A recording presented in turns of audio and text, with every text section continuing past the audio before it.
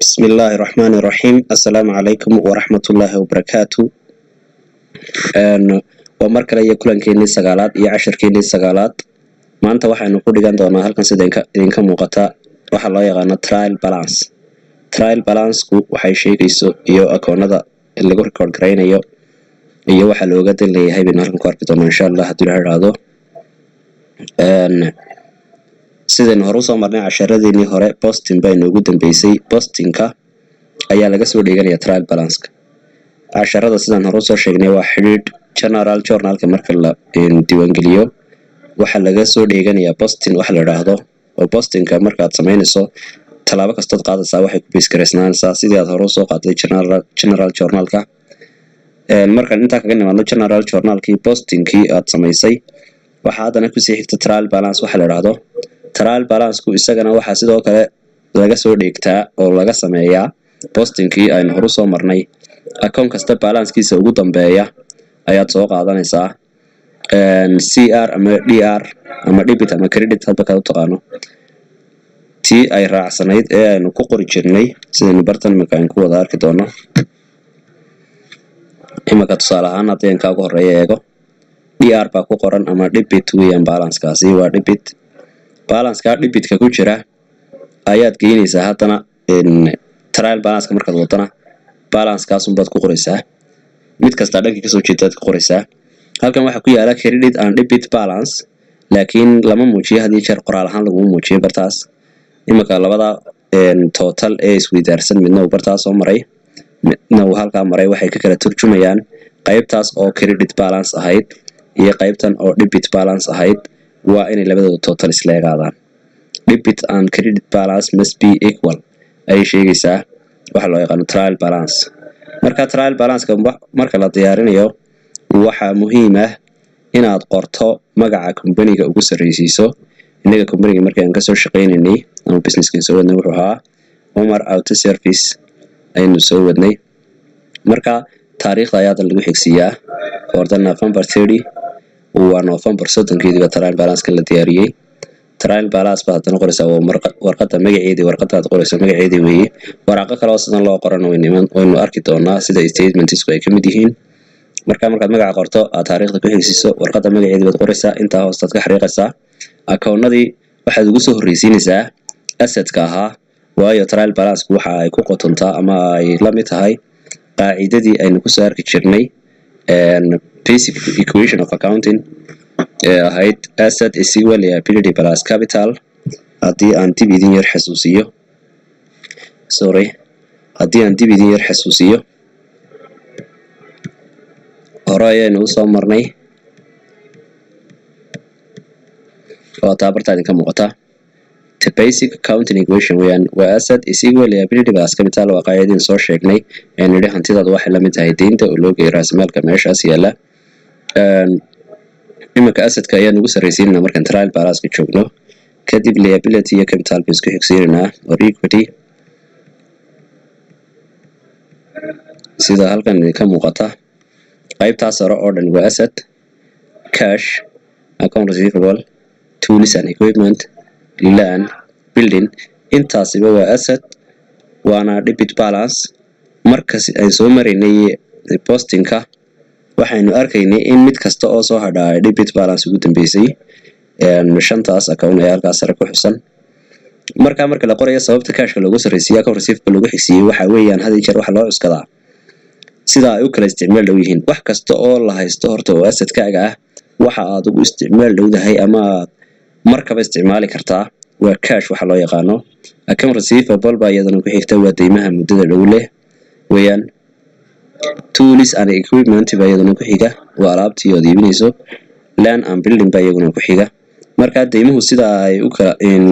asset-kaaga sida aad u kala isticmaal dhow yihiin ayaad qoraysaa si u kala isticmaal dhow yihiin baad qoraysaa hadii jeer fixed asset waxa la yiraahdo ayaa ugu hooseynaysa oo asset-ku wuxuu kala qaybsanayaa long term asset and current asset waxa la yiraahdaa cash iyo account receivable iyo tools agreement waxyaabo la mid ah waxaana loo eegaa hadii jeer date baa loo eegaa less than a year baa la yiraahdaa waa wixii sanad ka yar ayaa loo yaqaanaa current asset-ka la isticmaali karo sanad wax ka yar ama hantidaada isticmaali karto sanad wax ka yar waxa loo yaqaanaa current asset. halka hantidaada aad more than year isticmaalayso ama wax sanad ka badan aad isticmaalayso loo yaqaano long term asset. hadii jeer fixed asset kaas oo kala hantida maguuraanka ah sida land and building waxyaabahaas waa hantida maguuraanka ama vehicles cars waxyaabaha hantida maguuraanka ah waxaana loo yaqaanaa long term asset waa hantida muddo dheer jiraysa. marka waxa loo kala qoraa sida uu midba midka kale uu current asset ka yahay ama uu hantida waqtiga dhow la isticmaali less than year-ka uu yahay ayaad qoraysaa. marka debit balance ka ayaad ugu sareysiinaysaa qaybtaas asset-ka oo dhan baad halka ku qoraysaa. waxaad u soo tegaysaa qaybtaas waa asset-kii liability plus capital baad u qoraysaa deyntaadii oo la mid ah hantida capital-kii deyntaadii iyo capital-kii la isku geeyay baan u jeedaa waa inay la mid noqdaan intaas sare. account payable sin wada ognahay waa deyn note payable iyaduna waa deyn sidoo kale revenue baa isaguna meesha ku jira oo dakhligii kusoo galay capital isaguna waa capital-kii meesha. marka credit balance kaas qaybta credit balance ka ahaa credit balance ay ugu dambeysay markii aad soo sameeysay posting-ka iyo qaybta ay debit balance ugu dambeysay marka aad posting-ka sameeysay waa inay isleegaadaan must be equal waa miisaamid weeyaan. trial balance way miisaamaysaa in ay waxan sax yihiin bi ka eegaysa. haddii labadaada qaybood ay isleegaan waayaan markaad halkan soo dhigto haddii ay labada qaybood isleegaan waayaan waxa weeyaan debit balance-kaaga waxba ka khaldan journalizing-kaaga ayaa dhacdo. marka koowaad journalizing-ka wax ka soo khaldamay weeyaan waana journalizing-kii dib u noqotaa. marka accounting waxyaabo ugu fiican waxa kamid ah isaga ayaa iska tusaya haddii ay marka labadan isleegaan waayeen waxaad garanaysaa inay khalad tahay arrinkaas ama si khaldan ayaa transactions-kii u diiwaan gelisay ama markaad posting-ka soo sameeysay baad mid debit balance aad geysay credit balance. marka khaladku xaq uu ka imanayo ayaa dib u soo eegaysaa laakiin waa inay isleegaadaan. haddii ay isku kala leegaadaan inta badan waa sax deena laba wax oo isku mid isweydaaranayo iyaga laftooda laakiin haddii ay isku kala leegaadaan inta badan waa sax waana waxa la yiraahdaa trial balance wuxuu miisaamayaa debit and credit balance waxaana laga sii go'aan qaadanayaa oo la geynayaa arrimahan oo dhan statements-kii ama financial reports waxa la yiraahdo oo bisha akhirkeeda soo baxa. waxaan sidaan hore soo sheegnay financial statements-ku waxay haayeen 4 bayna halkan ku dhiganaa course-keena principal accounting 1 sida badanka lagu dhigto waana geedi sheegay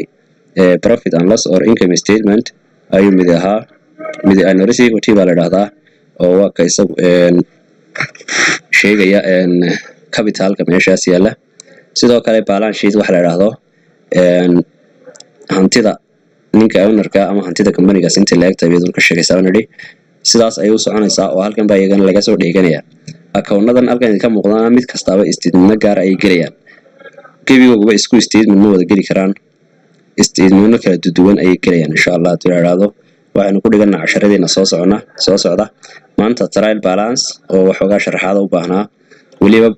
idin kula talinayo inaad had iyo jeer trial balance ma aad baadhaan oo internet-ka ka baadhaan ama buugta ka akhrisataan insha Allah tiraado trial balance waxay tahay iyo sida loo diyaariyo in baadhid buu yar baahan tahay saan isleeyahay sharaxaad badan oo full ah ama buuxda idin kama siinin inta casharkeena khusaysa laakiin aad ban idin ka sameeyay filayaa casharkeena maanta intaas ay ku soo gabagabeyn doonaa hadii la haraado iyaga alaada maanta waan yara xeebsanahay. marka insha Allah casharkeena maanta waa inta ku soo gabagabeynaa waa intaas insha Allah maalmaha dambe financial statements-ka dhigaynaa waxaanu sameeynaa xisaab xidhkii bisha hadii la haraado company-ga la yiraahdo Omar Auto Service bishii November soo shaqeynayay xisaab xidhkiisa ku guda jirnay waana la soo gunaanadeenaa hadii la haraado. Assalaamu calaykum wa rahmatullaahi wa barakaatuh.